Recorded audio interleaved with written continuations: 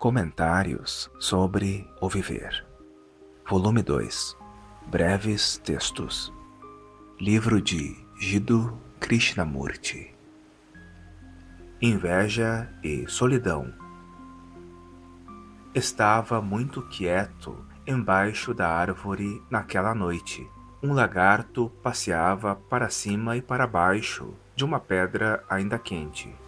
A noite seria fria e o sol não se levantaria novamente por muitas horas. O gado estava cansado e lento, voltando dos campos distantes, nos quais havia trabalhado com seus donos. Uma coruja rouca piava do alto do morro que era seu lar. Toda noite, em torno dessa hora, ela começava, e quando ficava mais escuro, os pios eram menos frequentes, mas, de vez em quando, tarde da noite, você podia ouvi-los de novo. Uma coruja chamava outra através do vale, e seu profundo piar parecia dar maior silêncio e beleza à noite. Era uma linda noite, e a lua nova estava se pondo por trás do morro escuro. A compaixão não é difícil de aparecer quando o coração não está cheio das coisas dissimuladas da mente. É a mente com suas exigências e medos, seus apegos e negações, suas determinações e anseios que destrói o amor. E como é difícil ser simples sobre tudo isso. Você não precisa de filosofias e doutrinas para ser gentil e bondoso. Os eficientes e os poderosos da terra se organizarão para alimentar e vestir o povo, para lhes proporcionar abrigo e cuidados médicos. Isso é inevitável com o rápido aumento da produção. É a função do governo bem organizado e de uma sociedade equilibrada. Mas a organização não dá a generosidade do coração e da mão. A generosidade vem de uma fonte bem diferente, uma fonte além de qualquer medida. Ambição e inveja a destroem tão certamente quanto o fogo queima. Essa fonte precisa ser tocada, mas é preciso chegar-se a ela com as mãos vazias, sem orações, sem sacrifício. Os livros não podem ensinar, nem pode qualquer guru conduzir até essa fonte. Ela não pode ser alcançada pelo aperfeiçoamento da virtude, embora a virtude seja necessária, nem pela capacidade e obediência. Quando a mente está serena, sem qualquer movimento, ela está lá. Serenidade é sem motivo, sem a ânsia pelo mais. Ela era uma jovem mulher, mas bastante abatida pela dor. Não era a dor física que a incomodava tanto, mas a dor de um tipo diferente. A dor do corpo, ela era capaz de controlar com medicamentos, mas a agonia do ciúme, ela jamais fora capaz de amenizar. Estava com ela, explicou, desde a infância. Naquela idade era uma coisa infantil, para ser tolerada e levada na brincadeira, mas agora tornara-se uma doença. Ela era casada, tinha 2 filhos e o ciúme estava destruindo todos os seus relacionamentos. Parece que tenho ciúmes não só de meu marido e filhos, mas de quase todos que tenham mais do que eu tenho. Um jardim melhor ou um vestido mais bonito. Tudo isso pode parecer muito tolo, mas sou torturada por isso. Algum tempo atrás, fui a um psicanalista e fiquei temporariamente em paz, mas logo recomeçou tudo. A cultura na qual vivemos não estimula a inveja? Os anúncios, a competição, a comparação, a idolatria do sucesso com suas muitas atividades. Todas essas coisas não sustentam a inveja? A demanda por mais é ciúme, não é? Mas Vamos considerar a própria inveja por alguns instantes, e não suas lutas particulares contra ela. Voltaremos a isso depois. Está bem assim? Certamente, sim. A inveja é estimulada e respeitada, não? O espírito competitivo é alimentado desde a infância. A ideia de que você precisa fazer melhor e ser melhor do que os outros é repetida constantemente de maneiras diferentes. O exemplo de sucesso do herói e seu bravo ato é interminavelmente repetido na mente. A cultura atual se baseia na inveja, na aquisitividade. Se você não for aquisitivo das coisas mundanas e, em vez disso, seguir algum mestre religioso, receberá promessas de ter o lugar correto no outro mundo. Todos somos criados assim, e o desejo de ter sucesso está profundamente implantado em quase todo mundo.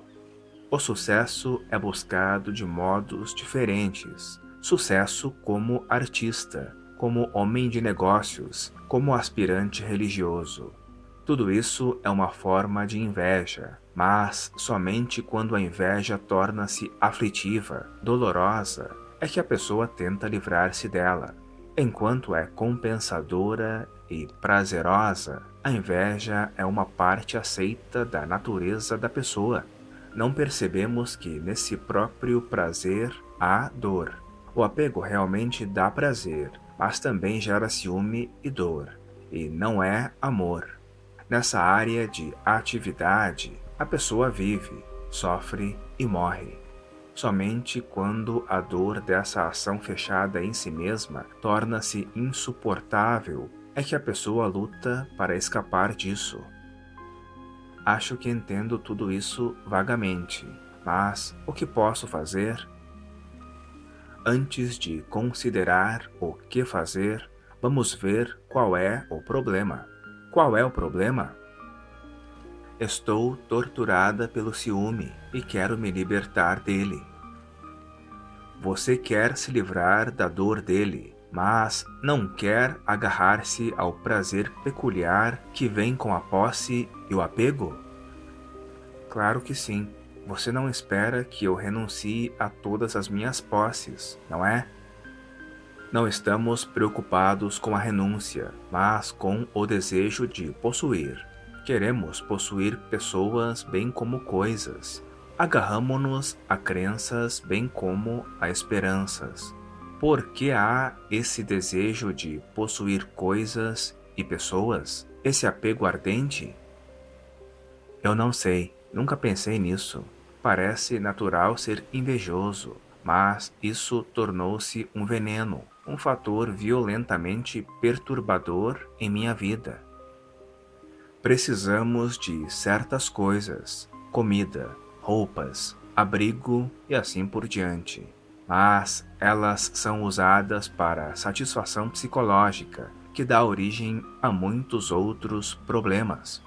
Do mesmo modo, a dependência psicológica das pessoas gera ansiedade, ciúme e medo. Acho que, nesse sentido, dependo de certas pessoas. Elas são uma necessidade compulsiva para mim, e sem elas eu estaria totalmente perdida. Se eu não tivesse meu marido e meus filhos, acho que enlouqueceria lentamente ou me apegaria a outros. Mas não vejo o que há de errado com o apego. Não estamos dizendo que é certo ou errado, mas estamos considerando sua causa e efeito, não é? Não estamos condenando ou justificando a dependência, mas por que alguém é psicologicamente dependente de outro? Não é esse o problema, e não como livrar-se das torturas do ciúme? O ciúme é simplesmente o efeito, o sintoma, e seria inútil lidar apenas com o sintoma. Por que alguém é psicologicamente dependente de outro? Eu sei que sou dependente, mas não pensei realmente sobre isso. Presumi que todos fossem dependentes de outros. Claro que somos e sempre seremos fisicamente dependentes uns dos outros, o que é natural e inevitável. Mas, enquanto não entendermos nossa dependência psicológica de outro, não acha que a dor do ciúme continuará? Então, por que há essa necessidade psicológica de outro? Preciso de minha família, porque eu os amo. Se não os amasse, não me importaria. Você está dizendo que amor e ciúme andam juntos? Parece que sim.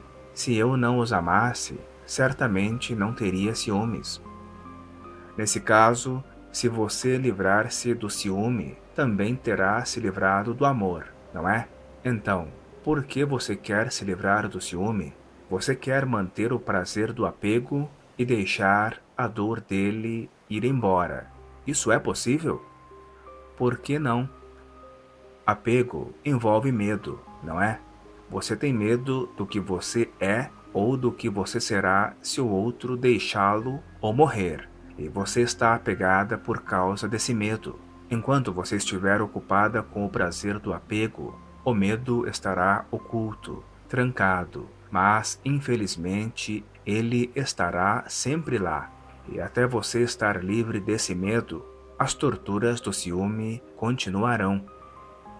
Do que tenho medo? A pergunta não é do que é que você tem medo, mas se você está consciente de que tem medo. Agora que está fazendo esta pergunta objetivamente, suponho que sim. Tudo bem, tenho medo.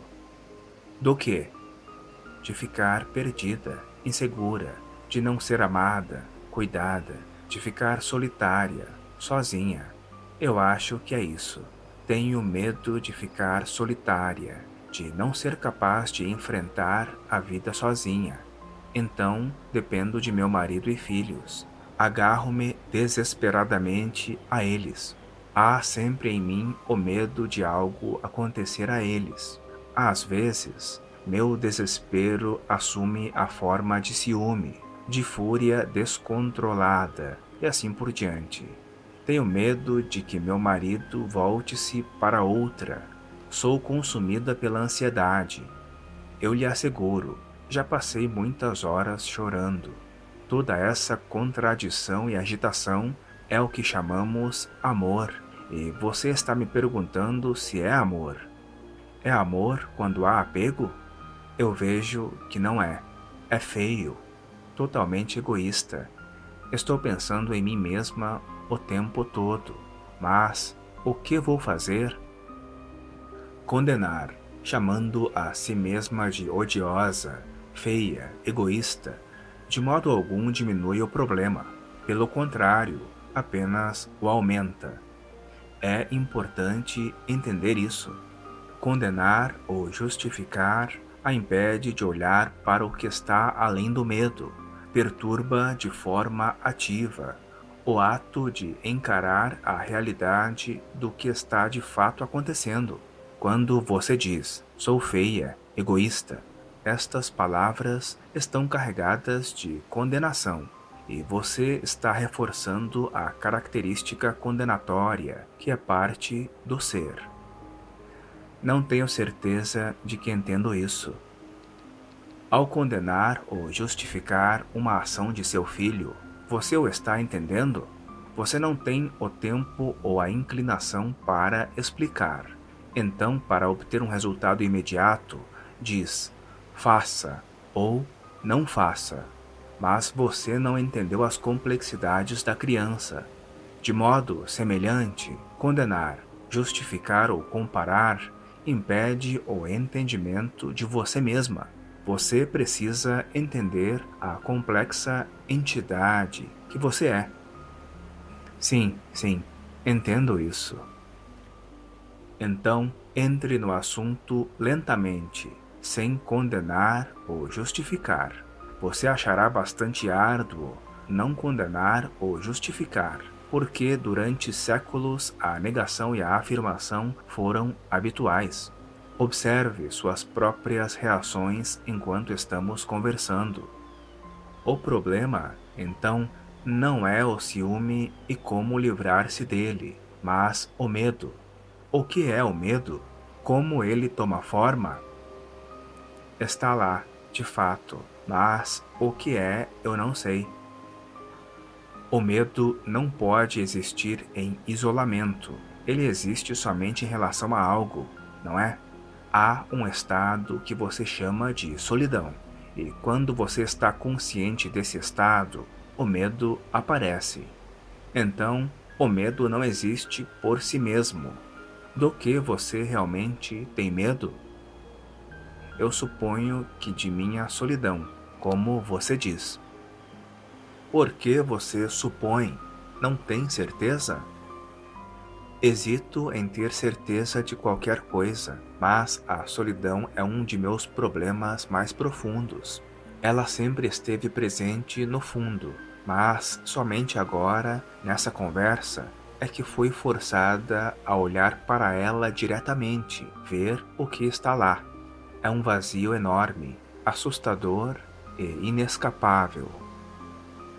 É possível olhar para esse vazio sem dar um nome a ele, sem qualquer forma de descrição?